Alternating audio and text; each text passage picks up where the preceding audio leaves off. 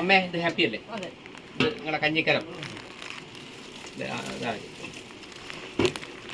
Plate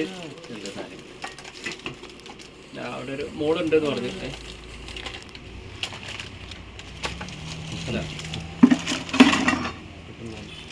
ഒരുപാട് നന്ദി പറയുന്നു. ഇത്ര സാധനം അമ്മ ഇനി എന്തെങ്കിലും അത്യാവശ്യം ഉണ്ടോ? എപ്പോഴായാലും എന്തെങ്കിലും കാര്യങ്ങളുടെ ഇവരോട് അറിയിച്ചാൽ മതി. ഇപ്പൊ നിങ്ങൾക്ക് ഇപ്പൊ തൽക്കാലം നിങ്ങൾക്ക് ഇപ്പൊ അവിടെ അല്ലേ ഇതിന് വേണ്ട സാധനങ്ങളൊക്കെ ആയില്ലേ?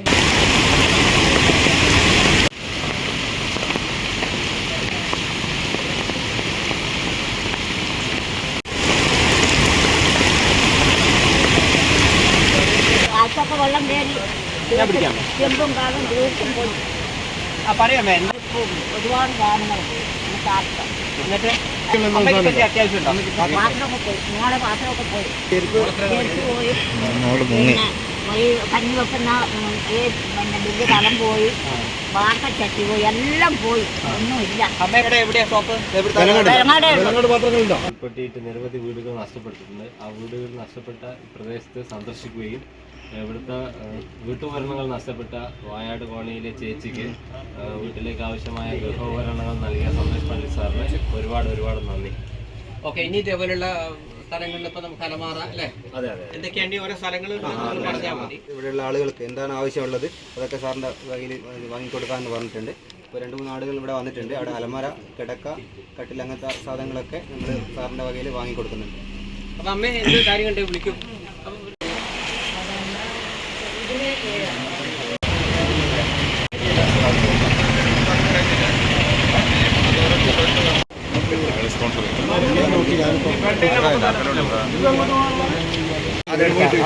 ഇത്രയും ദൂരമല്ലേ ഉള്ളൂ ഇറക്കുന്ന പരിഷ്കാരം പരിഷ്കാരം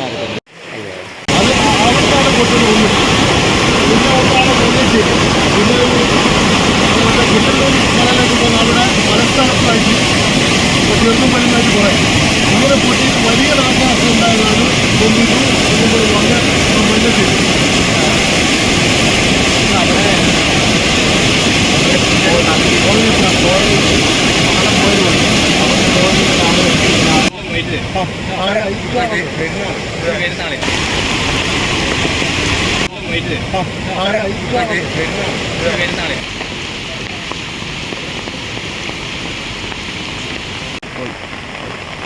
ഇതിപ്പോ ഇപ്രാവശ്യത്തെ ഉരുൾപൊട്ടല് സംഭവിച്ചല്ലേ? ഈ പാലം തകർന്നു പോയി.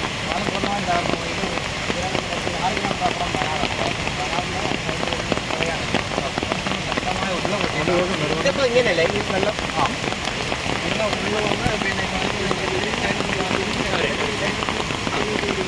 രണ്ട് സ്ഥലത്തുടെയും ശക്തമായ വെള്ളമാണ്. മൊത്തം എത്ര വീട് ഇവിടെ ഈ ഏരിയയിൽ പോയിട്ടുണ്ട്? അതായത് 20 അപ്പൊ ഈ പാലം തകർന്നപ്പോ അവിടുന്ന് അങ്ങോട്ട് താമസമല്ലേ? ഇപ്പൊ എന്താ അവരവസ്ഥ?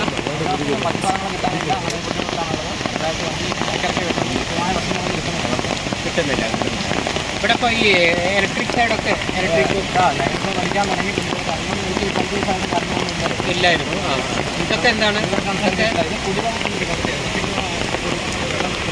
നമ്മളിപ്പോൾ നിൽക്കുന്നത് വായാട് കോളനീൻ്റെ പരിസരത്താണ്. വായാട് കോളനിയിലേക്കുള്ള പാലമാണ് നമ്മുടെ ബാക്ക്ഗ്രൗണ്ടിൽ കാണുന്നുണ്ട്.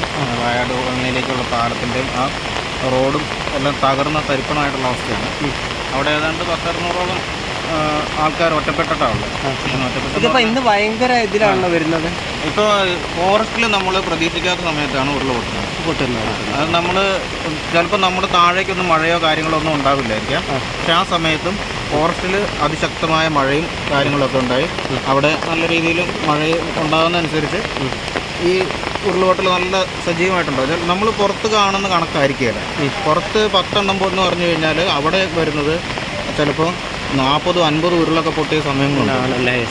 ഇപ്പോൾ കണ്ട വെള്ളം, പുഴയിലെ വെള്ളം വളരെ ശക്തമായിട്ട് നമ്മൾ വന്നതിനേക്കാളും ശക്തമായിട്ട് ഒഴുക്ക് കൂടി. അതെ. അപ്പൊ അവിടെ ശരിക്കും ചെറിയ ഉരുൾ പൊട്ടിയിട്ടുണ്ടാവാം. നമുക്കത് മനസ്സിലാവില്ല. കാരണം നമുക്ക് ഇവിടെ ഇപ്പൊ ചെറിയൊരു ചാറ്റൽ മഴ പോലെയുള്ളൂ. പക്ഷെ ഇതിന്റെക്കാളും 10 മടങ്ങ് ശക്തിയിലായിരിക്കും പുഴ മുകളിൽ ഫോറസ്റ്റിൽ പെയ്യുക. അത് പെട്ടെന്ന് നമ്മൾ പ്രതീക്ഷിക്കാറ്. അതാണ് ഈ പുഴേന്റെ സൈഡിലുള്ളവർക്കെല്ലാം പ്രശ്നങ്ങളുണ്ടാകുന്നത്. ഇന്ന് എന്നെ അതിൻ്റെ ഇവിടെ ഓഫീസ് ഉണ്ടായിരുന്നു നാട്ടുകാരുണ്ടാക്കിയ തൽക്കാലിക പാടാണ്. നാട്ടുകാരുണ്ടാക്കിയ തൽക്കാലിക പാടാണ്. അവർക്ക് പുറലോകായിട്ട് സ്കൂളിൽ പോകാനും സാധനങ്ങൾ മേടിക്കാൻ പോകാനും താൽക്കാലികമായിട്ട് വളരെ ഈ നടന്നു പോകാൻ മാത്രമേ പറ്റൂ. ഒരുവിധ ഒഫീഷ്യൽ കുട്ടികൾ തന്നെ അപകടാവസ്ഥയുള്ളതാണ്. പാലിക്കുന്നതും ഒഴുക്കി വെട്ടി അങ്ങനെ ശക്തമായിട്ടുള്ള വെള്ളം നേരത്തെ കളത്തി കാലം ഒന്ന്